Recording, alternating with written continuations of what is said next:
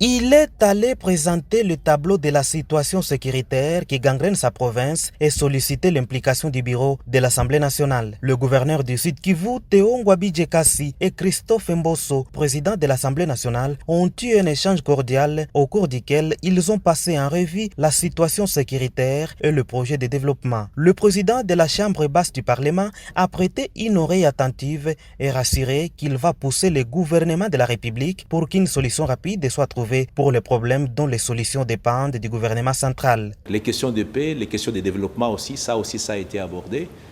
Et les questions de gouvernance au niveau de la province, l'appui et surtout la stabilité des institutions provinciales, toutes ces questions ont été abordées et nous sortons très satisfaits.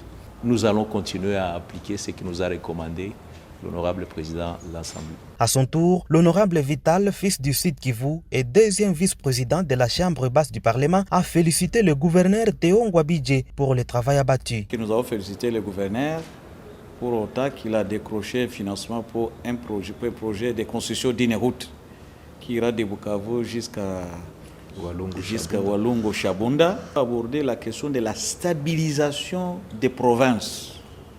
Parce que chaque fois il y a des conflits entre députés provinciaux et les gouverneurs. Poursuivant la ronde de la Chambre basse du Parlement, Théo Ngwabidje Kasi s'est entretenu avec le premier président de l'Assemblée nationale, Jean-Marc Kabund. Le gouverneur a demandé l'implication du bureau pour la réalisation de divers projets intégrateurs dans sa chère province. Le Sud Kivu peut être fier d'avoir cet homme, Théo Ngwabidje, qui se sacrifie jour et nuit à la recherche de la paix, tel qu'il avait promis de prendre part à toutes les rencontres où les problèmes du Sud Kivu sont évoqués.